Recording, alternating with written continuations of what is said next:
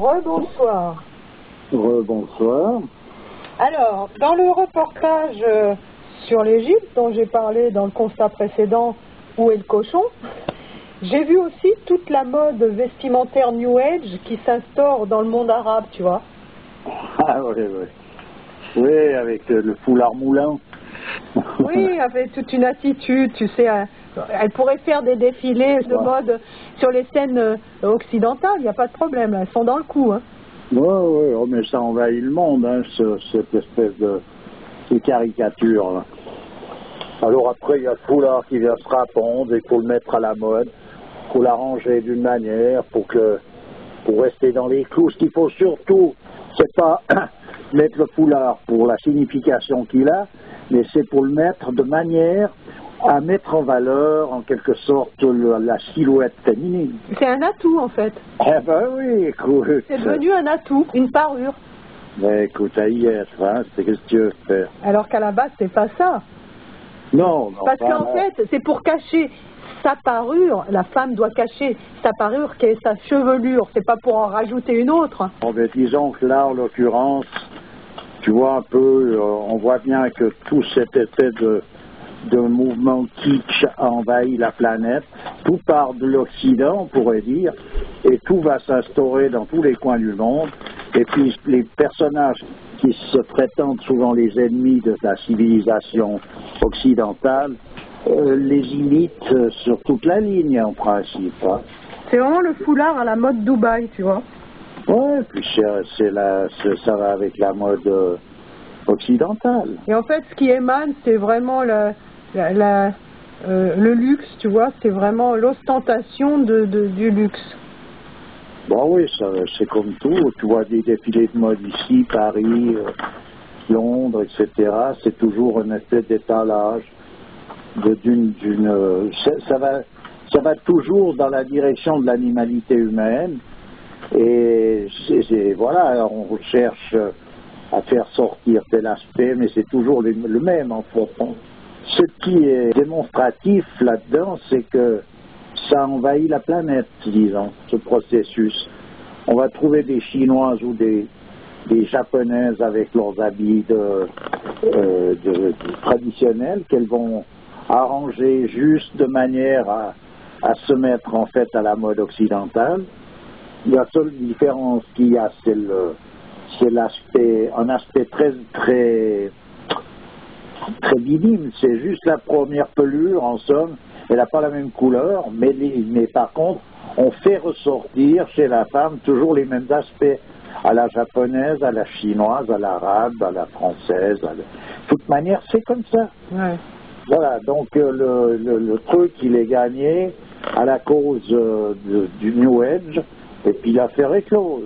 Alors, ce qui est rigolo, c'est que, tu vois, le rejet du monde musulman actuel, le rejet de ce monde face à l'Occident, en fait, c'est de calquer finalement tout, sans imagination, sur ce modèle-là. Tu vois, Coca-Cola, ils ont fabriqué une autre boisson qui s'appelle Meca-Cola.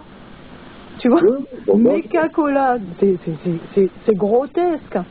Ça a la même couleur, tout est pareil, hein, mais ça s'appelle Meca-Cola. Oui, voilà, mais c'est ça, qu'est-ce que tu veux faire? On en est là. Hein. Et puis dans tous les coins, c'est ça qui se met en avant. Et puis voilà. C'est assez étrange. Oui, c'est sûr.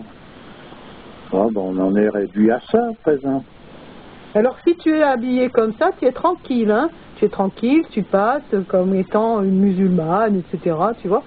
Par contre, il n'y a pas du tout l'attitude. Ils montraient des filles, donc il y avait tout un catalogue de photos, tu vois. Ouais. Et c'était des filles super aguicheuses, avec des regards, mais alors je te dis pas... Bah oui, écoute. Elles n'avaient pas du tout l'attitude que devrait avoir une femme, tu vois, de sobriété finalement, tu vois. Ah oui, mais il y a eu cette sobriété, elle a été faite, il y a eu une exagération de sobriété d'une certaine manière. Ben oui, parce qu'on a tellement voulu museler la femme, tu vois, que voilà, on en arrive finalement. Mais c'est comme dans tout, hein, quand tu veux, je te dis, ça va avec le moralisme. Quand tu veux forcer la main au-delà d'une certaine limite sur un plan, tu obtiens exactement le résultat contraire. Et d'ailleurs, c'est bien mené, c'est mené de main de maître, tu vois, c'est pas fait par hasard, toutes ces choses-là. C'est comme dans le monde occidental, la femme a été réprimée quand même pas mal, hein, et puis voilà, il y a eu ce mouvement féministe, tu vois, par réaction. Bien sûr, puis donc, tu vois le résultat, j'entends. Ouais, on voit le résultat. Elles ont gagné le droit de faire des bêtises. De toute façon, elles ne pourront jamais être des hommes, comme inversement d'ailleurs. Mais par contre, elles ont gagné le droit de faire exactement les mêmes conneries que les bons hommes, puis voilà. Et puis elles vont travailler, elles vont bosser, pas travailler, donc elles vont bosser, elles peuvent conduire, elles sont là, elles circulent. Elles peuvent fumer. Voilà, elles sont dans ce... En fait, la libération, c'est toujours une espèce de libération comme une forme de dysenterie, tu vois. C'est pas une libération où tu te libères de tes contraintes réelles qui sont la cage dans laquelle tu t'es enfermé pour t'élever en dessus des nuages. Ouais. C'est une libération plutôt intestinale dans le style, tu vois, un peu. Oui, voilà. Elles ont le droit maintenant de se détruire, de se dégrader, tout est OK. Oui, ben, c'est-à-dire, voilà, ça va avec cette espèce de force d'attraction, de loi de la pesanteur dont j'ai déjà parlé. Voilà. Alors, c'est vrai que j'ai vu dans le monde arabe le mouvement arriver avec cette mode New Age, où les gens veulent s'habiller comme on doit s'habiller dans l'islam, mais avec juste la pointe. C'est les 9 vérités pour cacher le mensonge, tu sais. Exactement. On se retrouve de nouveau dans la mode vestimentaire. C'est partout. Il n'y en a pas une qui passe à côté. Oui, tout à fait. Il faut que ça se passe comme ça, il n'y a rien à faire. Puis avec des tissus, mais d'un kitsch terrible, tu vois, pacotille, tu sais, brillant, avec plein de brillants partout. Oui, ça va avec la femme objet, ça va avec la femme jouet. Voilà. Oui, ça va avec, c'est un jouet. Tu vois, la femme, c'est pour jouer, c'est un jouet. Alors, quand je pense à ces beaux tissus merveilleux, qu'on trouve encore un peu en Inde, tu vois, ces beaux tissus, et dans le monde arabe, c'est fini, va trouver un beau tissu. C'est fini, oh, tout est synthétique, c'est affreux, quoi. C'est terrible de perdre sa culture de cette manière-là, quoi, tu vois. Ouais. Là, je viens de recevoir là une carte postale de l'Inde.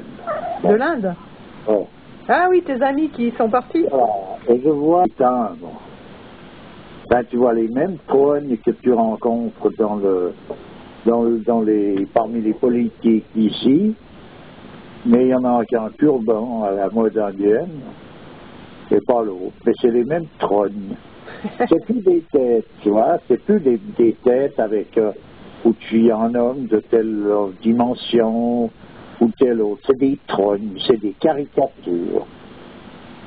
Voilà, c'est tout ce qu'il y a. Ben, il y a 2 timbres, il y a 2 caricatures. C'est extraordinaire, hein, comme histoire. Ouais.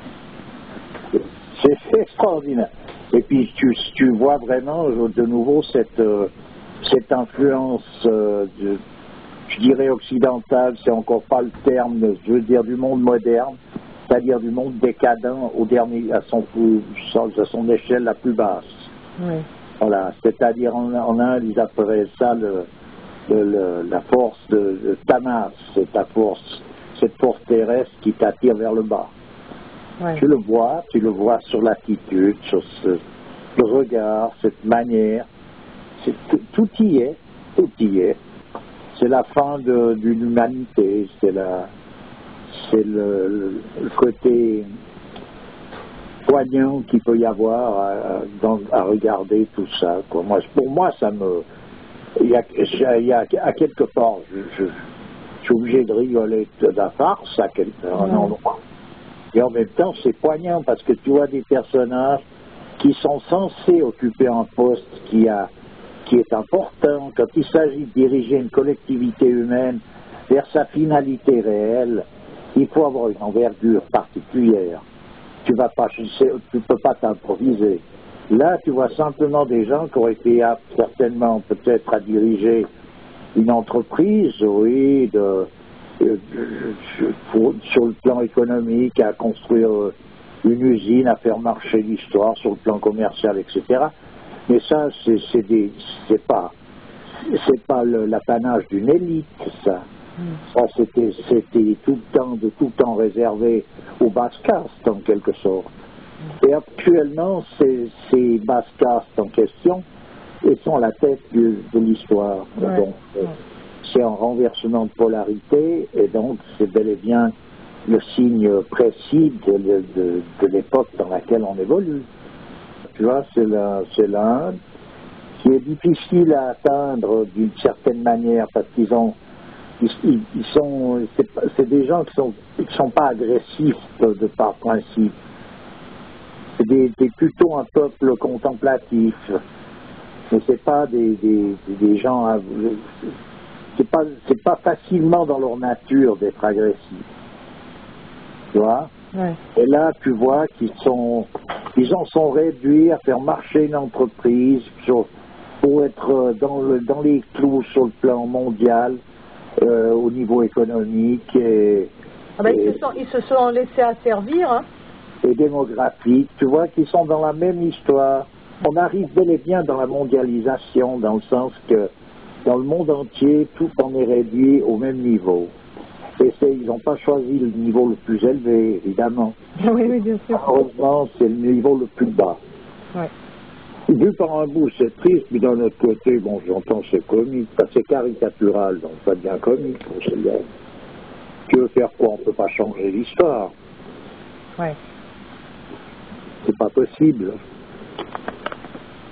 Enfin, pour en revenir à ce New Age. Eh bien, il est en train de tout gagner. Ouais. Il est en train de tout gagner, là. Et j'ai vu à différents endroits, on en a parlé d'ailleurs, des différentes publicités qui se font au nom d'une religion ou d'une autre. Et en ce moment, c'est clair, c'est vrai que l'islam est dans le collimateur, parce que c'est disons qu'ici, en tant que religion, parce que quand on parle de l'Inde, on ne peut pas envisager les choses de la même manière, parce que la tradition de l'Inde n'a pas un caractère religieux particulièrement, c'est une autre histoire. Et je veux dire, quand on parle de religion actuellement, celle qui est dans le collimateur, c'est l'islam. Ouais. Bon, pour des raisons diverses, pour des raisons tout à fait valables et plausibles, puis pour des raisons qui sont en contradiction avec ce que peut être une religion. C'est-à-dire les uns vont défendre ou présenter ça comme étant effectivement la dernière révélation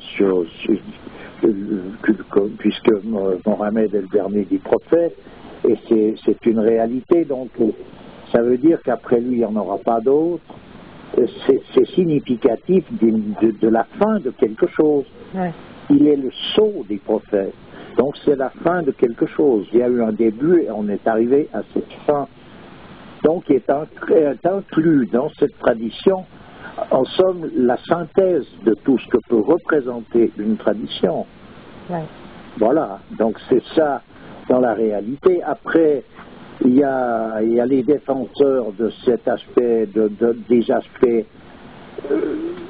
où il y a le chauvinisme après qui vient se greffer, c'est-à-dire toute la crétinerie humaine qui vient se greffer là-dessus, puis qui discrédite donc cet aspect qui lui est parfaitement honorable, au profit de considérations complètement à côté de la question.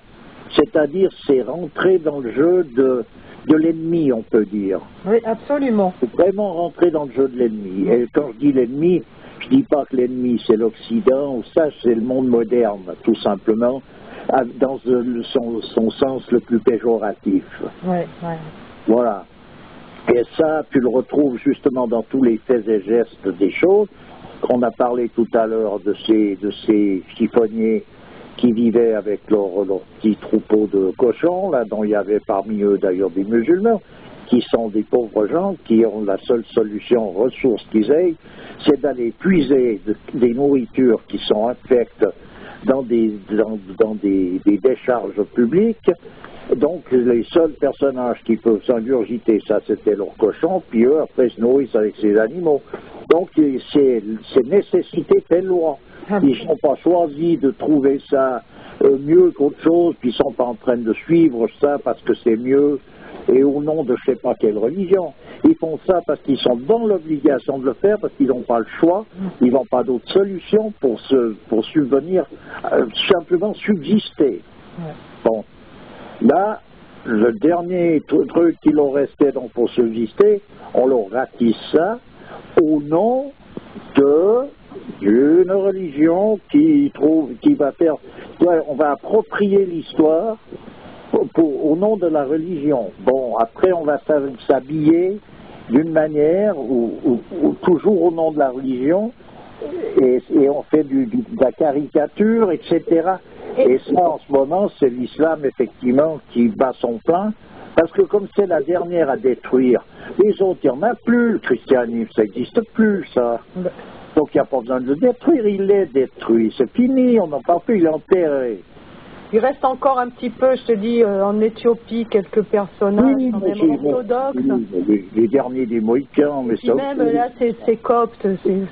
Mais ceux qui tiennent en ce moment le plus encore. Oui, d'accord. Ouais. Voilà, donc ceux qu'il faut abattre définitivement encore, parce qu'ils ont encore des velléités, c'est dans le monde musulman.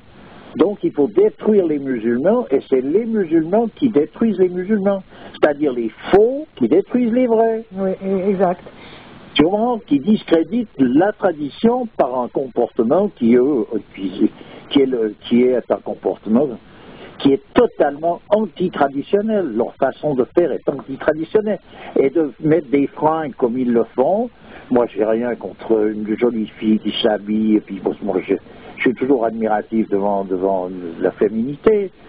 C'est pas ça, mais je veux dire, si on veut rester dans les clous d'une religion, on ne doit pas commencer à faire des chimagreries pour faire une provocation à travers un vêtement qui était considéré comme étant quelque chose qui était là pour protéger cette féminité.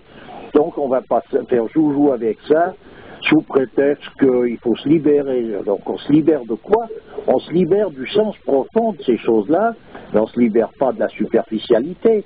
On met la superficialité en évidence. Tout à fait. Ben, écoute, on va finir là-dessus. Je voulais faire une petite parenthèse par rapport au constat précédent. C'est que ce génocide, on va appeler ça un génocide de cochons, eh ben, n'était pas justifié parce qu'il n'y avait aucun cas de grippe porcine, aucun.